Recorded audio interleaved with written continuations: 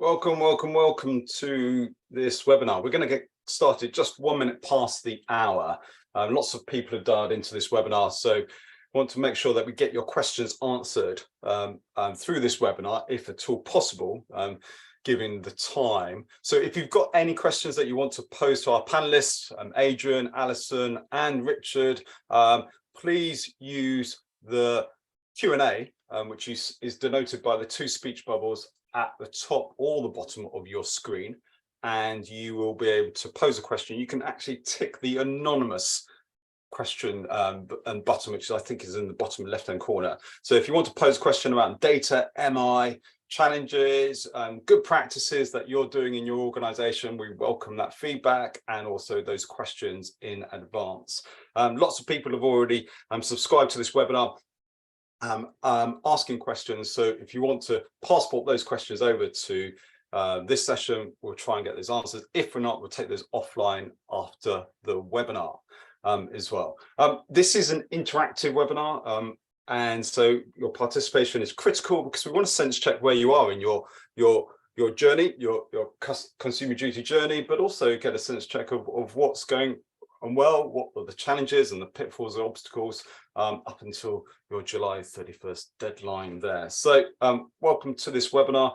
As I said to you all before, that we'll kickstart just 1 minute past the hour.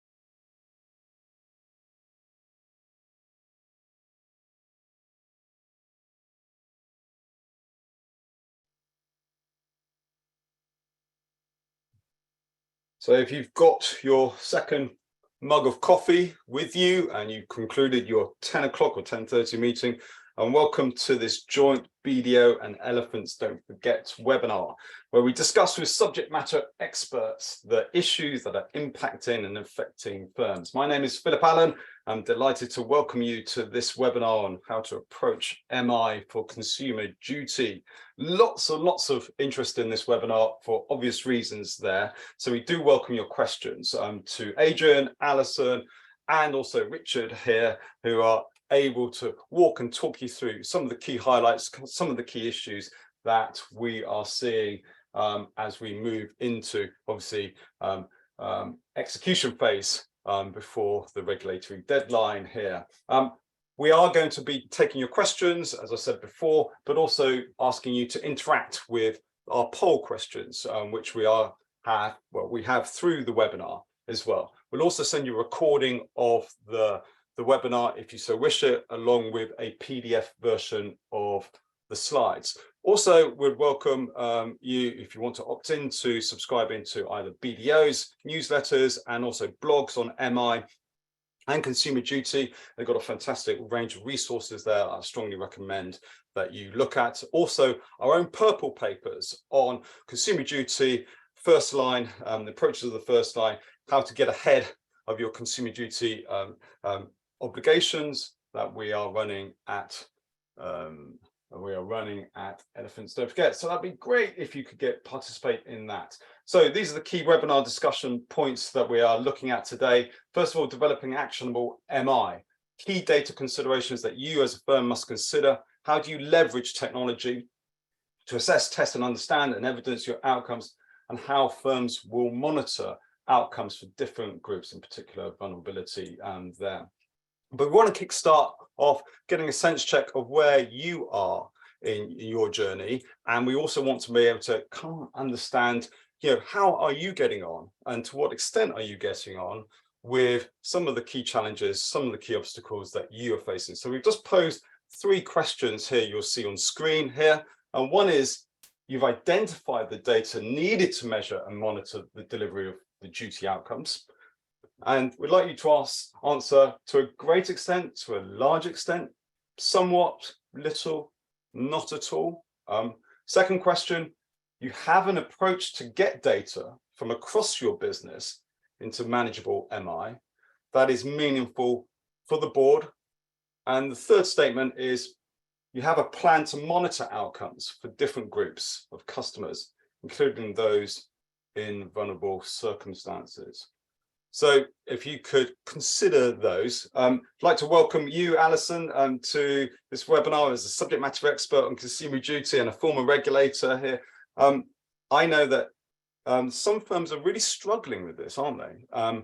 And some firms are really struggling with the data and the MI issue here. And talk a bit about what you're seeing in the landscape of BDO. You're on mute. Yeah. Hi, everybody.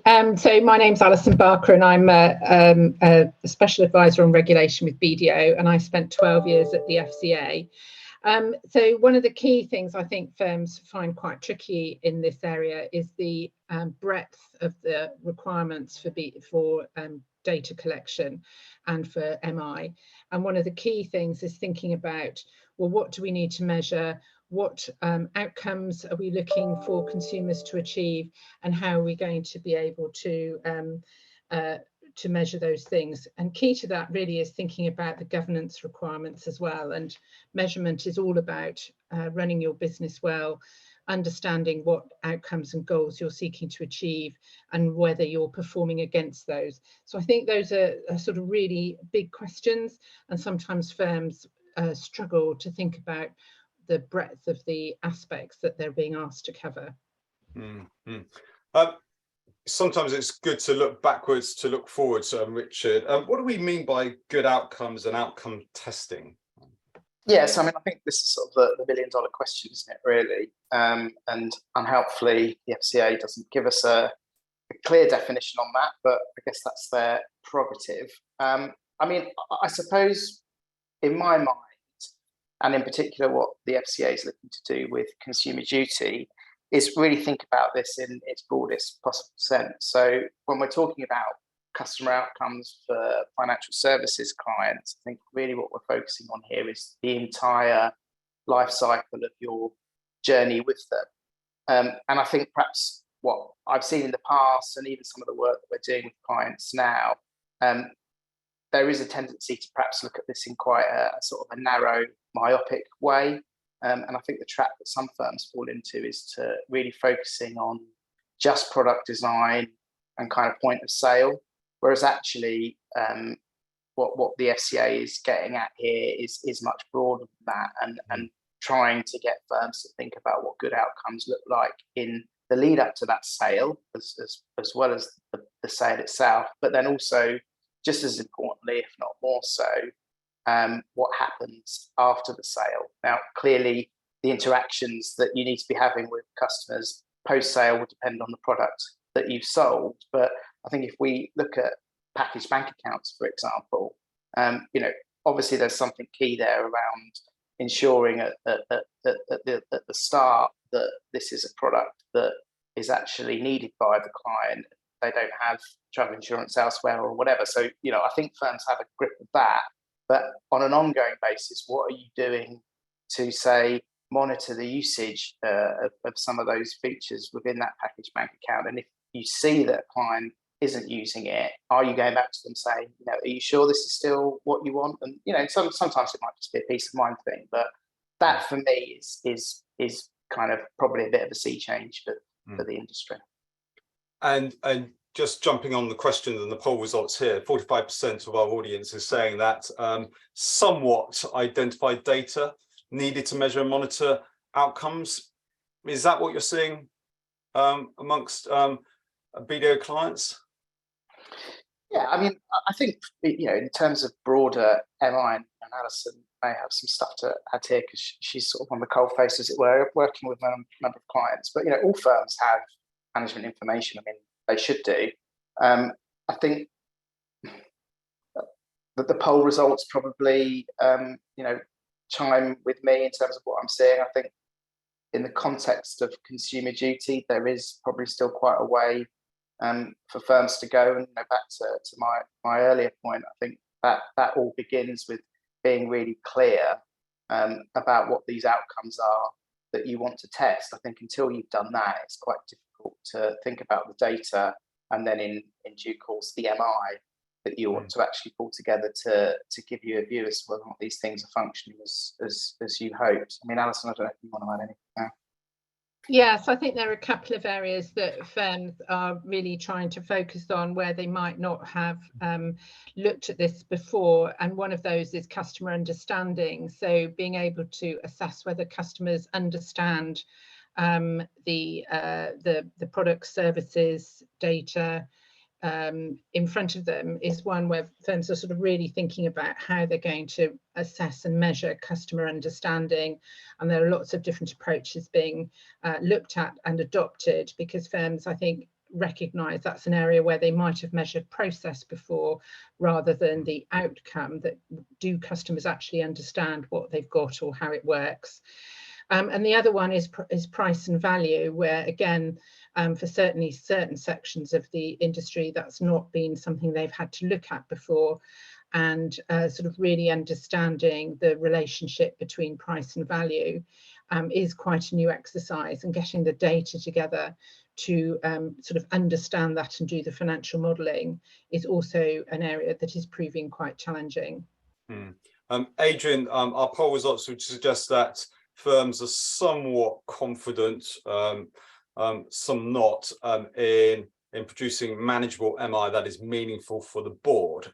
Equally, monitoring outcomes from different groups, like vulnerable, those clients or customers in vulnerable circumstances.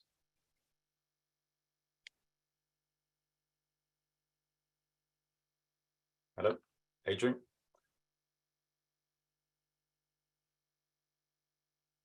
Hello, Adrian, we haven't got you there. Alison, are you there? Yes, I'm here. Shall I? Yes, I can help you answer that a little bit. Okay.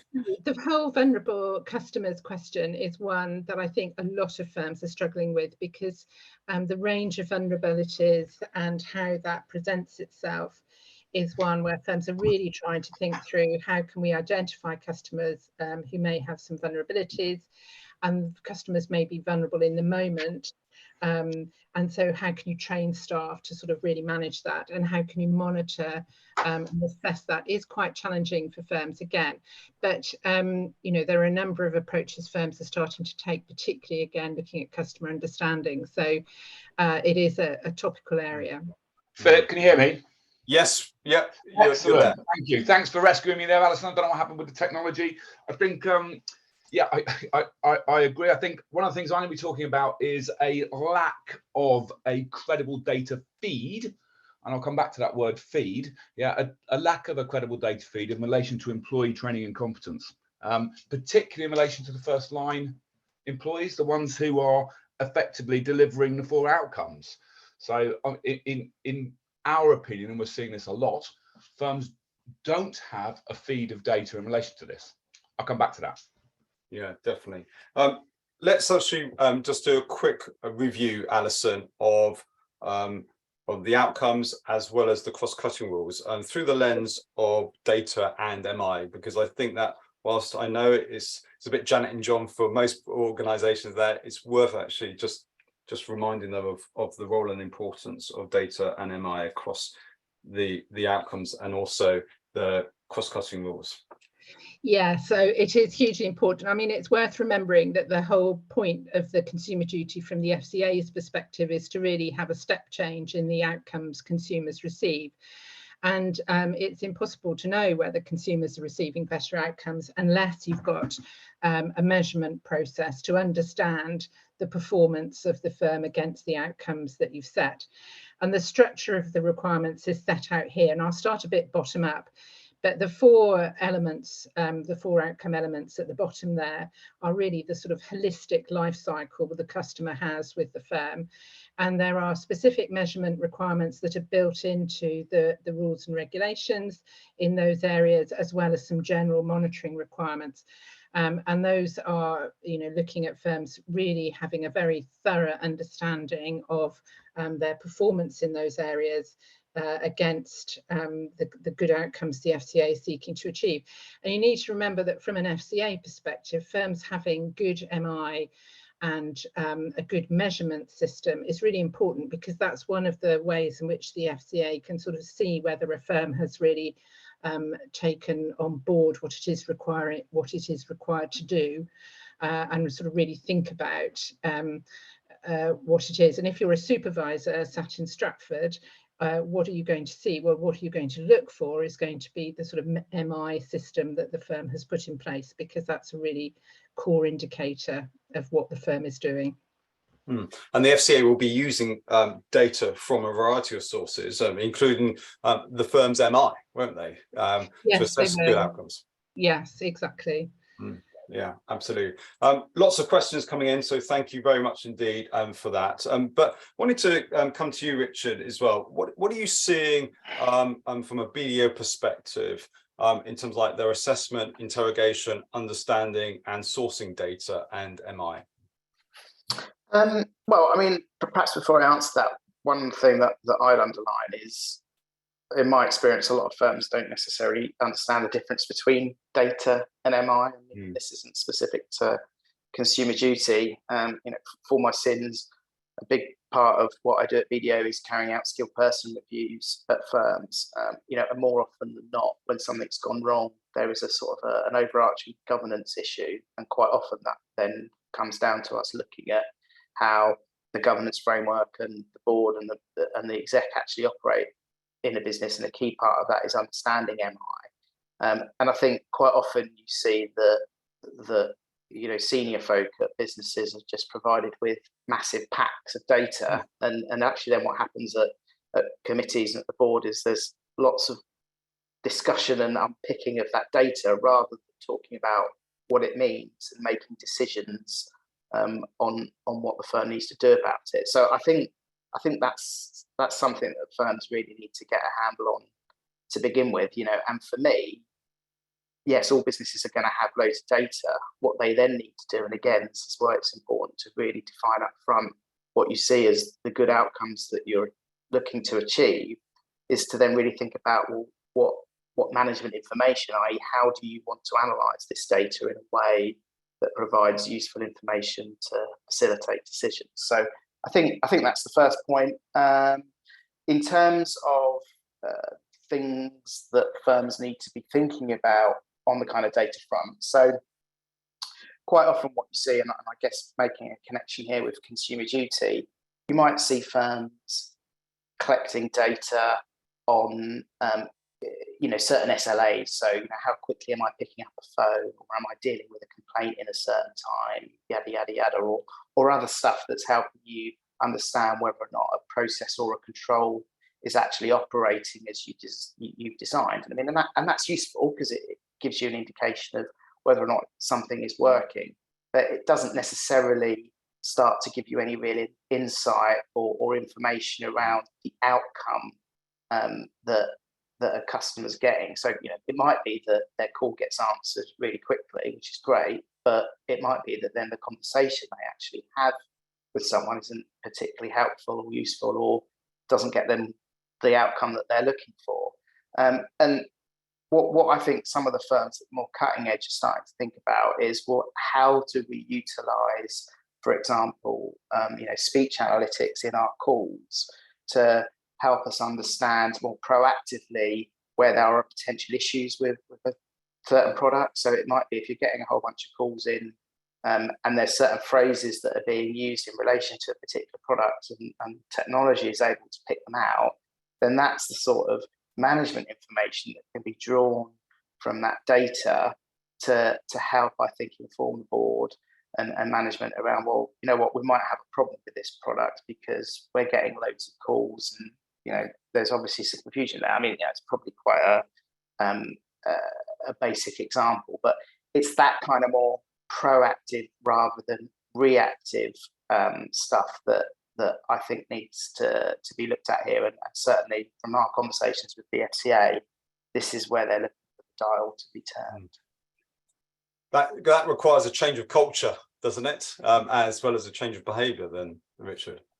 Well, Yes, I mean, I think probably more fundamentally, it requires quite a significant investment for some firms in sort of the technology that they're using, because they just might not have the wherewithal to actually collect that information. But yes, culturally as well, I think it's about shifting from being reactive to proactive. And I suppose if one is cynical and looks at some of the sort of the sins of the past in the financial services sector, that that there has on occasion been sort of guilt, I suppose, in terms of, okay, this is making loads of money and we're not getting loads of complaints on it, therefore it must be okay. But that doesn't necessarily mean it's achieving good customer outcomes. And I think history tells us that sometimes that catches up with firms in quite sort of profound ways.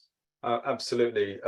Q technology, Q Adrian on this. What are you seeing in the marketplace and firms responding to the expectation, the introduction of technology, Adrian, in their bid to meet their obligations under consumer duty? I guess at a macro level, I see a lot of firms, we've got a lot of people on this webinar, are confused and seeking guidance.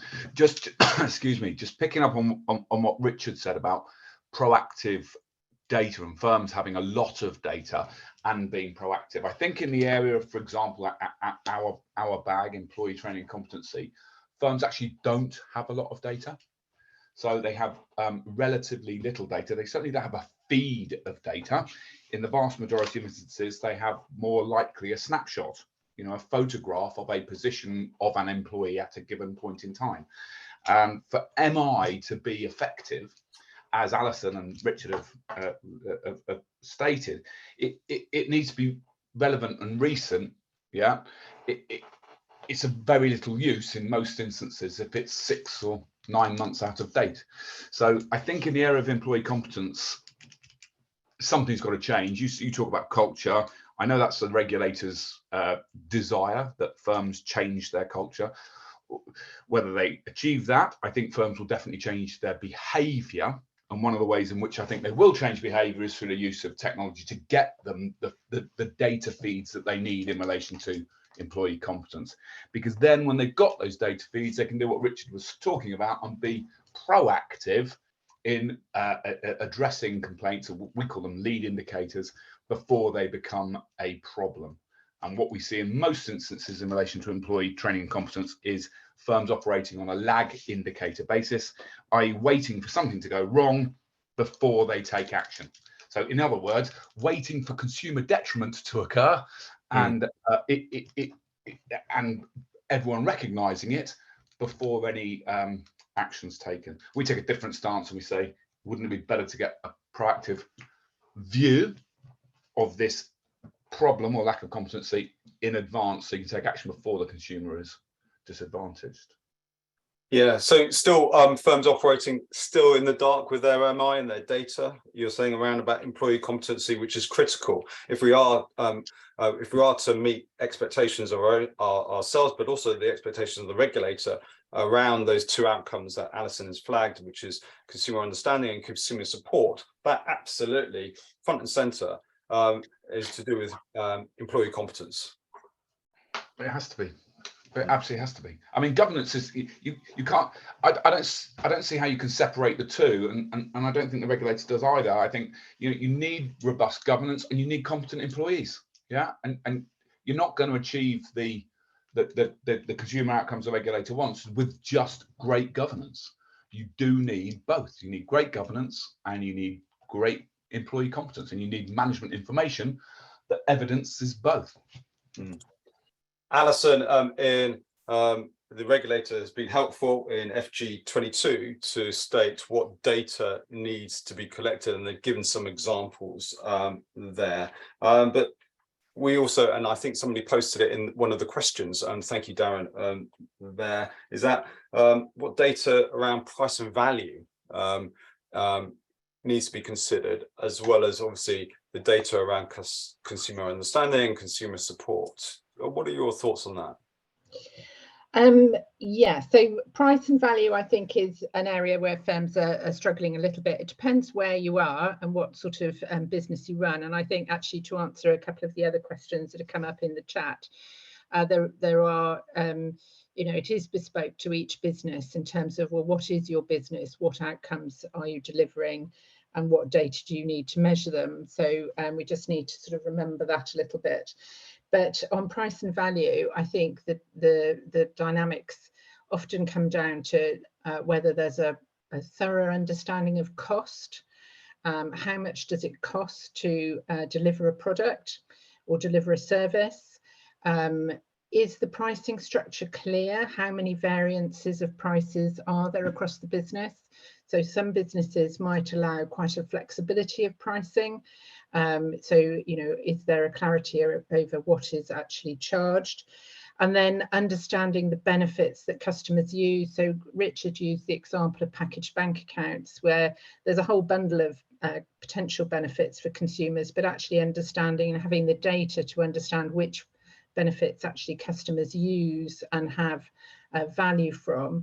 Often there's a lack of data around that as well. So I think in terms of understanding price and value, really sort of picking apart what the different elements are and sort of understanding what data you've got to deliver against those has been quite challenging in certain sectors. Okay. Richard, you alluded to it, speech analytics and the importance of technology, but before the webinar, you highlighted the critical importance of behavioral insights, testing customer experience, and staff feedback channels. Do you want to just unpack that a bit further? Yeah, and I think this also goes to some of the questions that I've just had a look at in the Q&A. So I think there was something so I will answer that question, but there's just something else, another point I wanted to make. So I think Darren mentioned there's a lot of focus on point of sale and post sale, and again I think that chimes with my opening gambit as well. And he was asking, well, what about that initial customer contact? And I think one of the things that we're seeing, and maybe this starts to answer your question, Philip, is for eons, firms have used customer surveys. I think historically they probably tended to be quite kind of focused on patting oneself on the back and a more sort of satisfaction focused. I think what we're seeing with some of the more avant-garde, shall I say, firms is that they're really thinking about these customer surveys, and they're sort of quite challenging and quite scientific in how they're being designed and utilized. And I think that's one way of getting perhaps a sort of a broader picture. In terms of the behavioural insights, the testing customer experiences, and the staff feedback channels. So I think on the staff feedback channel point, it's in some ways similar to the point I was making about speech analytics. If you've got people that are on the coalface having conversations with clients, customers, they're going to be getting information and insight that is pretty useful. And again, I think creating the right mechanism for them to be able to provide that feedback in a way that can be analysed and sort of utilised to potentially fine-tune products or fine-tune elements of the service, I think is critically important. And again, that's something that's much more proactive than reactive. I think the other thing that we're seeing, but it can send you down rabbit holes, so one needs to be quite structured and careful about this, is the use of social media. Again, that might give you an indication of to how a product or a service is going down with customers. And as I say, there's probably noise that needs to be filtered through there. I mean, I think what's interesting about social media in particular, and Alison may want to say something about this, is we know that it's something that the FCA are doing as well. So they look at what is being said about firms, and to a certain extent that then drives their supervisory strategy, be it at sort of a macro or at a firm specific level. So I think it is important that firms have a handle on what's being said about them. And when we talk about TNC records on the second bullet point down, Adrian, yeah, we have to be careful that this doesn't default to a tick box approach to employee competency, which is sometimes the challenge, and which really doesn't say or address the expectations of the regulator. Yeah, it's my favorite hobby horse, this box approach, and you do it each time. Look, I'm at some point, and firms are shifting, but at some point, and I think consumer duty is going to be a very effective catalyst for this. Firms are going to have to change their approach. A single point in time annual refresher does not provide the evidence, or, to Richard's point, data feed that firms need to substantiate that Adrian Harvey is competent in role. So if you want to work in a lag indicator world where you're waiting for everything to go wrong before you take action, your single point in time stuff might do it. But if you want to work on the front foot where you get a lead indication, none of it, there is no data there. So it's useless. Data's only the starts, though, Alison. There's a whole lot more. As Richard said, the difference between data and MI, isn't there? And actually getting some insights, some valuable insights from the data that you've aggregated or collected. Whoops. Yes, that's right. So, but that goes back to the point that you need to sort of start top down, really, is what outcomes are you assessing? What questions do you need answered? What data have you got or haven't you got in order to answer that? And what is your process for understanding that data into MI, doing root cause analysis, and then reporting it, and also understanding, what's good and bad from that. So having a whole lot of data, you need to be able to have some mechanisms which are really sort of risk appetite or risk tolerance, in terms of, well, is 99 out of 100 a great result, or do you want 100 out of 100, or do you want 70 out of 100, just to sort of illustrate that there's a sort of calibration to the data to create it to MI, and also understanding how different data sets actually link together. So that's an important question as well. And I just sort of picking up a couple of things from the Q&A that's coming in. For very small firms, of course, there is a proportionality question. Yes. And that's important to remember, and sort of thinking about how you can achieve data and insight with more limited means. Very small firms don't necessarily have to have whizzy technology solutions. And also, different types of firms. We've got asset managers on here or firms without a large number of retail clients. But again, it's thinking about, well, what data might I need in order to sort of demonstrate that my products are delivering what they should be delivering, and that the service I'm giving is delivering what it should be delivering, and that the literature I provide my distributors is understandable. And that's going to require some sort of discussions between distributors and manufacturers as well. Probably the industry hasn't quite sort of managed to work out how to do all of that yet. That's probably work in progress, I would say. But there's a lot more to this than just a series of data sets. It's what you can do with it, how you can report it, how you can structure it into it telling you something useful. Yes. I'm going to put you on the spot here, Adrian. I'm a head of compliance or an SMF holder. Maybe I'm the consumer duty champion here. What am I looking for in the MI of my employee's competence?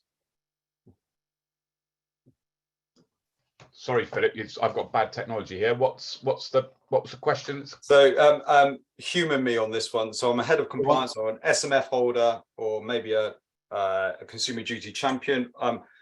What am I looking for? What assurance am I looking for my MI that my employers are competent?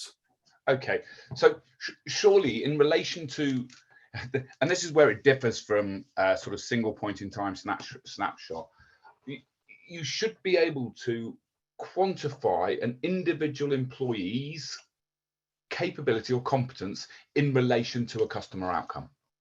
Now, if you take vulnerability, for example, and say, I've done a vulnerability course, everyone's competent, yeah, that's fine. It doesn't give you any lead indication. It just gives you a statement of alleged fact that that person is competent in that area. In our world, you go to the desired customer outcome, you point the AI at that outcome, and you make sure that every individual is presenting as competent and continues to do so.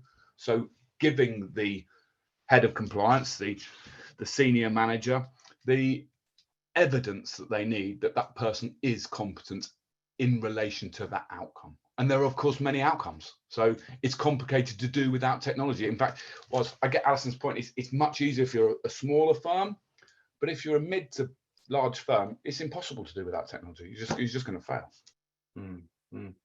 So, Alison, how do you start your MI project? Where's the launching pad of this all to happen? Can I just sort of make a point closing down that previous section, if you'll indulge me? Yes. All right. So I think one thing I just wanted to sort of stress, and it plays a little bit to Alison's sort of proportionality, pragmatic point, is, you know, taking a step back from all this, it is a new piece of legislation. I think the FCA gets that this is quite a big sea change for the industry. And I think, you know, if it was honest, it sees this whole journey, to use that word, as a bit of an evolution. So I think what's important here, and this goes to the question that you asked Adrian about, you know, if you're unaccountable for this, what do you need to be making sure that's happening?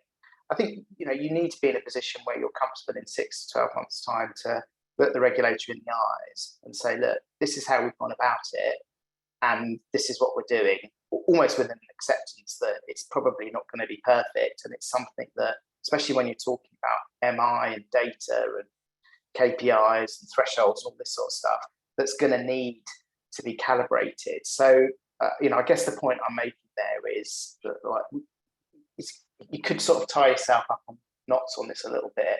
Ultimately, it's about going through some simple steps around defining the outcomes, defining measures, thinking about the data and MI that you're going to use, thinking about your sort of testing and control environment, so that you can tell a story which is sensible around how you are measuring the outcomes that the regulator is talking about in all their narrative.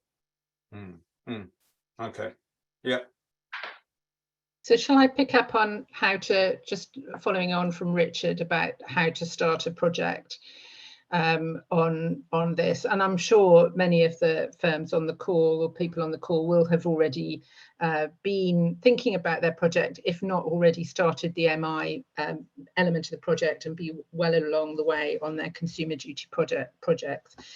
So I think just to pick up on Richard's theme, which is about, you know, just keeping a sort of clear and simple, straightforward approach, is just start with the outcomes that the firm would have defined. What are the good outcomes that each firm has determined it's trying to achieve?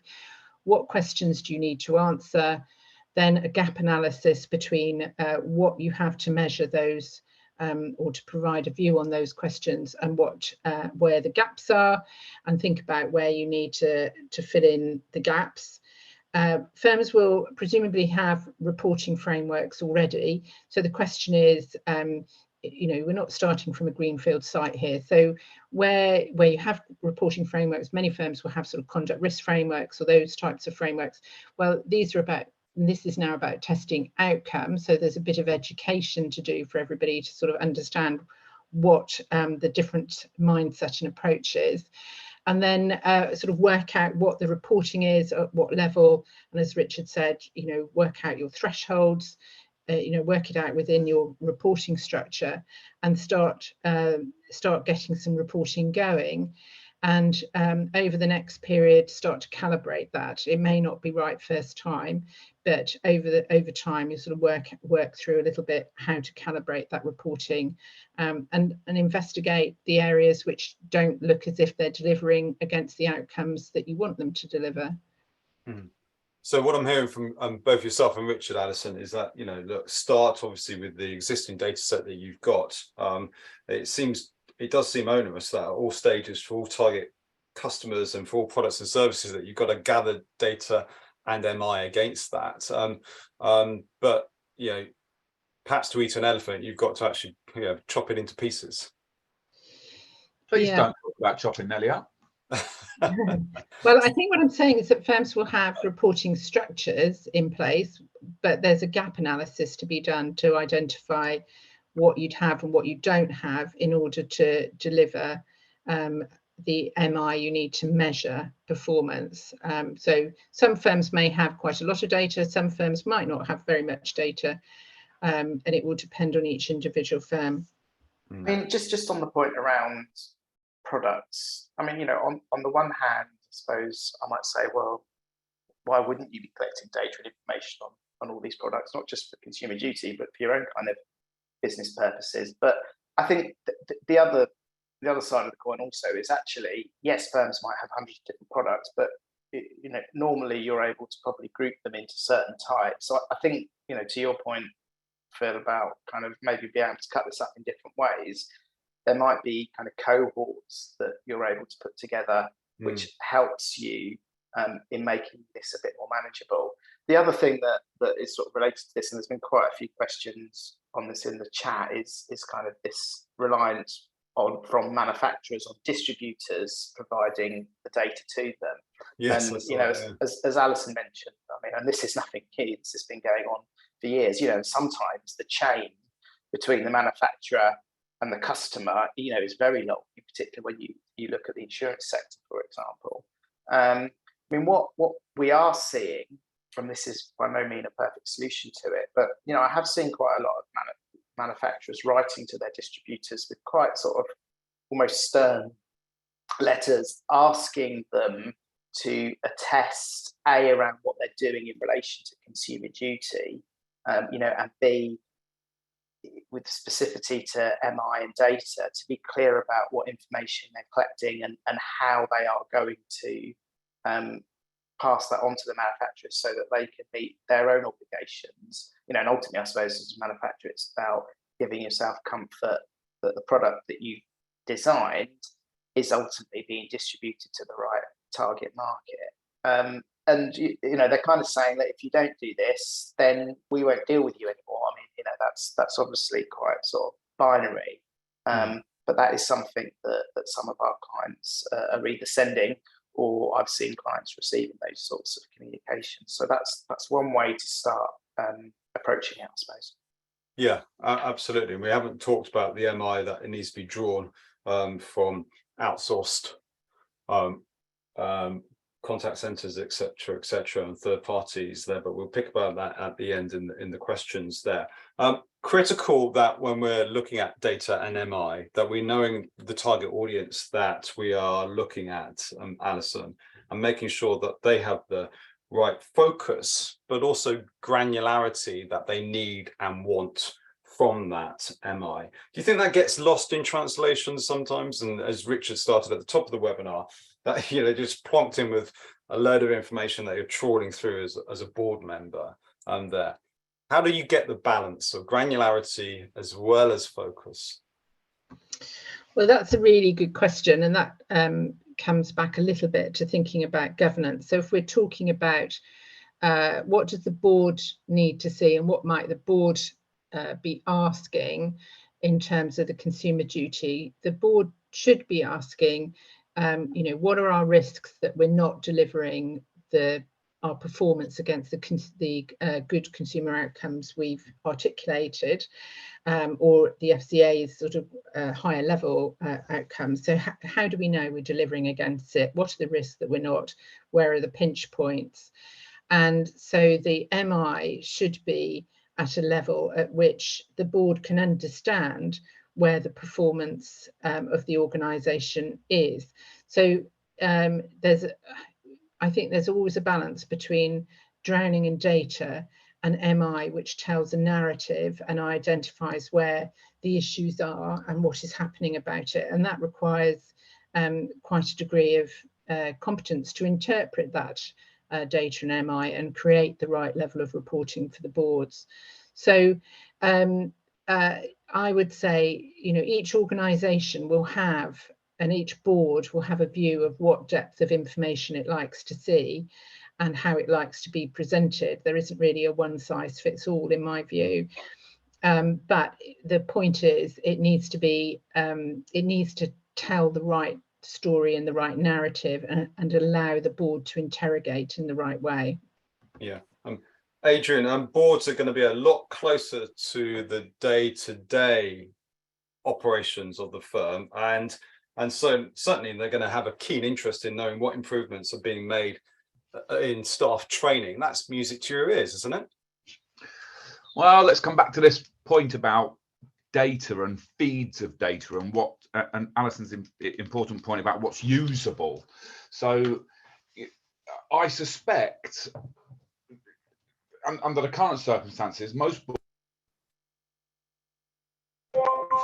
we train these people at this point in time, and they scored this, and this is a very high score.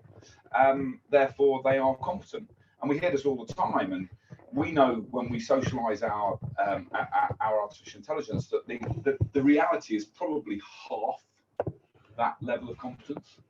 So employees actually presented about 50% of that. So under the current circumstances, I suspect a lot of boards are looking at a situation where they would believe that their people are competent and they can evidence it, and I would be very reluctant to have to fall back on that evidence to substantiate that there were fair customer outcomes coming from those people. Okay, we've just posed on the screen our second poll question, which is how confident are you that you have the appropriate data and MI available at present? I know it's work in progress, as Richard said, to meet consumer duty obligations. So extremely confident, right through to not at all confident, based upon what Alison, Richard, and as well as Adrian has said. So how confident are you that you have the appropriate data and MI available to meet consumer duty obligations? I want to come back to you whilst people populate that poll question, Richard, and saying that, obviously board responsibilities through the lens of SMCR, the importance of taking reasonable steps to make sure you've got sufficient MI there to make those decisions and judgment calls of whether you're meeting good outcomes is going to be critical. Yeah, I mean, for those of you that aren't aware, there is obviously you have your ongoing obligations under SMCR, particularly if you're an SMF. In all aspects of regulation, consumer duty is no different. But the plan for consumer duty is that there's also an annual, if you like, attestation made by the firm to the regulator that it's meeting, all of the obligations and is focused on outcomes. So that sort of, I guess, turns the heat up a little bit. So just to be clear, that's sort of the exam question here. And in some ways, this goes back to that point I made a few minutes ago around, obviously you need to be, as the individual that's making that attestation, comfortable that what you're saying has some level of evidence to support it. Otherwise, you're leaving yourself pretty vulnerable. Yeah, exactly. And clearly being able to tell, and I use these words like story and narrative, etc. So apologies for that, but to be able to have a story around what is it that we've done and how we approach this, and for it to be more than just narrative words, for you to actually have some hard evidence and information that you're basing those opinions, decisions, and views actually on. And as I say, I think, believe it or not, the FCA is pretty pragmatic, and as long as what you're able to demonstrate to them is sensible and does actually have something underneath it, then I think you're unlikely to fall foul of them. They may come back and say, you know what, we think that you should be doing this a bit differently, or here's other things that we see, and all the rest of it. And I'm sure we'll see a lot of that rhetoric over the next 6 to 12 months coming out from the regulator. But if actually what you're saying to them is clearly not particularly well thought through, or there isn't really much that sits underneath, just a whole load of blurb, then you probably are going to be in a vulnerable state. And we see it time and time again. They are not frightened these days to sort of show their teeth. Yeah, 22% of the audience quite confident that they've got the appropriate data and MI in place, Alison? Are you know, does that make you a bit apprehensive or nervous about that? Well, I think it's great if firms feel confident that they've got the right MI and data in place. I would just encourage firms, and actually there is a good question on the chat.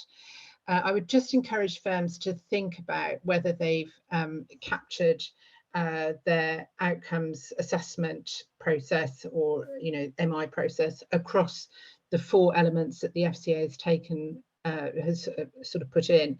So as Richard said, there tends to be a bit of a focus on the sort of front end sales process. I think firms also need to make sure that they've focused on the customer support end. And if I just give an example, in the GI space, often the moment of truth is around claims handling. So claims will tell you a lot about whether customers received benefits from the product, whether they understood what it was they were buying at the time. So a bit of concentration sometimes on looking at, just making sure that it covered the whole basis would be time well spent. And Richard, certainly we've flagged up here 4 key points that firms should be looking at now. But I want to focus on joining the dots up. I guess in larger firms, slightly more challenging, isn't it? Pulling that together and getting that big picture approach or holistic approach to data and relevant data there. Is that always a challenging in organisations anyway, whether large or small? Well, yeah, of course it is, because there's always other things that you'd potentially rather be doing. I suppose what's important here is to get in the right frame of mind. So yes, this is about complying with something that the regulators are asking you to do, and to a certain extent you have no choice. But also, ultimately you can use this, and in particular the MI and the data that you collect, to potentially give you a competitive advantage, because I think, yes, there's information that you're going to be collating that helps you talk about and understand better the outcomes that customers are getting, but surely that's good news for you as a business, because it enables you to focus on improving things where you need to, or you get a good understanding of the products that are in your sweet spot that you might want to focus on, etc., etc. So I think that's there's a frame of mind thing here, right? The other thing that I'd say, I guess, more practically around how do you go about actually delivering this, and a lot of the firms that we're seeing are adopting this approach. But you mentioned earlier on that typically a NED is becoming the consumer duty champion, so they're sort of, if you like, at a very high level owning the project. Typically you're seeing then second line, someone in compliance at a more practical level, taking ownership of consumer duty, and then within that program of work there will be various work streams, and clearly one of them will need to be focusing on understanding the data that you've already got, identifying the data that you might need, and then also how you turn that data into MI by ensuring that it links to your outcomes, and then that you're talking about the thresholds, etc.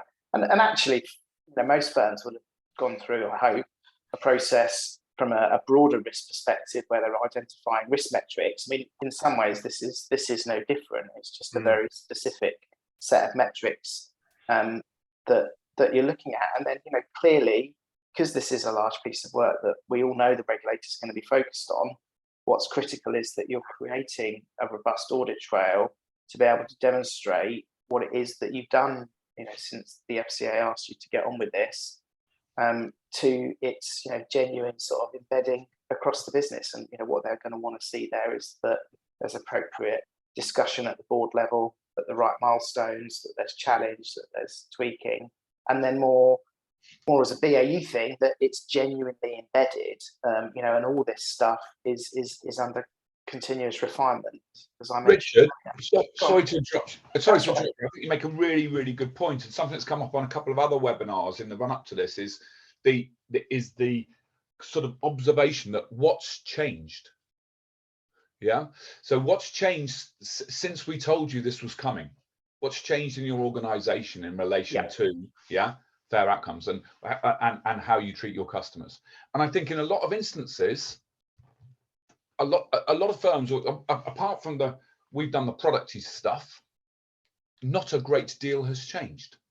So I think you make a really good point there about highlighting what's different now since we told you as a regulator that this was coming down the pipe. Yeah, no, well, and I think it goes back to some of the earlier points, isn't it? Because I think this is a trap that firms will fall into potentially, is that you know, they, as you say, some elements of this, if you're a firm that's on top of its game, you should be able to sort of reinvent and recycle. But ultimately, you know, and that's fine and that's fair.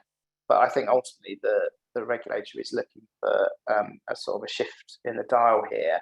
You know, and in particular, when we were talking about some of that more proactive data and the way that you're proactively testing outcomes, I don't think there's many firms at the moment that really do that or do it particularly well. And we know that is something the FCA is going to be focused on. So certainly being able to have a story around that is going to be key. So I think that's one area of difference, if you like, that they would be expecting to understand what firms have been doing.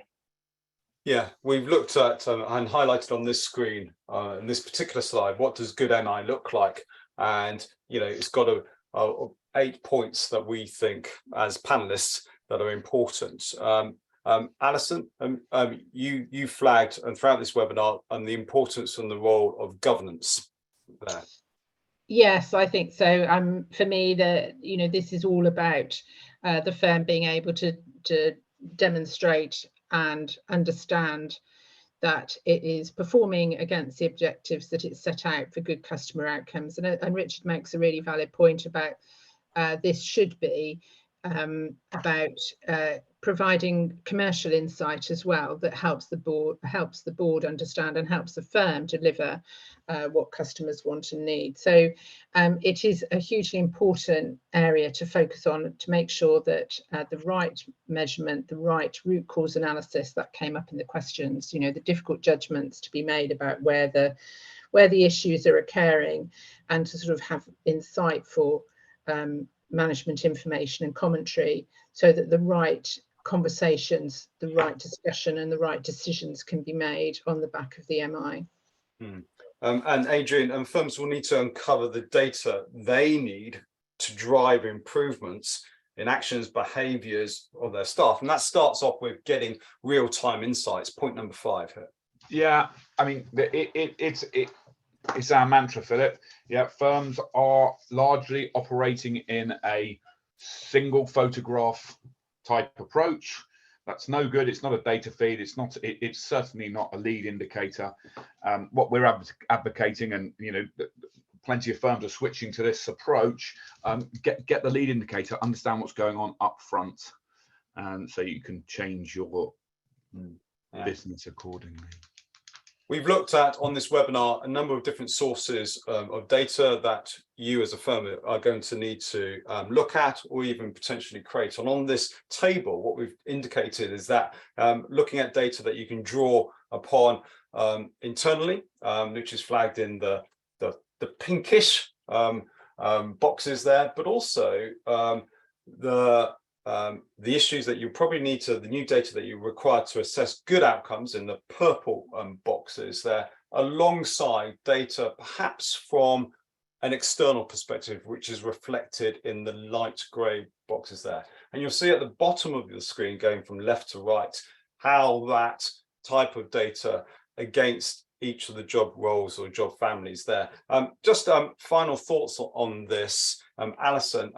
Board committees and senior management teams are going to require slightly different understanding and slightly different data resources there than hitherto they would have considered. Do you want to just look at that in a bit more detail for us, please? Well, I guess all boards should have a board champion who is focused on the consumer duty to sort of get under the skin of what's going on a little bit. And that will require, you know, what does the board champion want to see? How does he or she want to engage? What questions do they want to ask of the organisation, will require a bit of a dialogue to ensure that the data and the MI and the root cause analysis and the sort of narrative that's going to the board is one that enables the board to challenge in the right way. So it will require some thought, and it should involve the consumer duty champion in sort of understanding what is required at that level. Brilliant, brilliant. Okay, right. Coming into land now, we also want to make sure that we give you enough time to answer our questions there. Fingers on buzzers, panelists there. What we want to also indicate and understand is any questions or final thoughts that you think the audience should take away, actually do differently as a result of this webinar, or perhaps prioritize as a next step thereafter this webinar. I'm happy to go first if that's what you're asking for. Of course. I think the key thing is just take a look across your projects and make sure that you're covering all of the 4 elements that the FCA is looking for with equal strength. Adrian? I would suggest that consumer duty is as much about cultural change as it is about anything else in the organisations or in the sector. To change culture, culture is all about people. So if this is a people-centric thing, I would be asking a question: what's changed in relation to your people since the regulator announced consumer duty? And from what we see in a great many firms, not a great deal. Okay, Richard, last word with you. Well, I it's similar to Alison's point really, but I think it's just have your eyes open. This is something that there's a high chance you're going to get questioned on, no matter how big or small you are as a firm. We know that this is a key thing that the FCA is looking to deliver on. So you need to take this seriously, as I'm sure you are. In doing that, just be careful not to sort of go down too many rabbit holes. But just keep it focused, keep it sort of simple in terms of really looking at those outcomes, and then thinking about what it is that ultimately someone within the business is going to need to attest to that you're adhering to. Yeah, absolutely. Yes, and yes to the last 3 questions posed in the chat, which is yes, the slides will be circulated. Yes, we'll try and answer your question, especially a great one, Rebecca, on product governance, which we'll get back to you on then. And yes, we'll make sure that you get a recording of this there afterwards there. I would urge and encourage you that there's some great articles posted by on MI by BDO and there, which they will obviously distribute to all of you thereafter the webinar, and also purple papers from ourselves at Elephants Don't Forget, that's actually teaching you and walking you through how to kick on your consumer duty obligations and meeting those before the regulatory deadline. Alison, you've come back on video. Does that mean you say you want to have a final word, or are you just wanting to wave to the audience? Thanks, everyone. Thank you very much indeed. Have a great afternoon. Thank you. Thank you.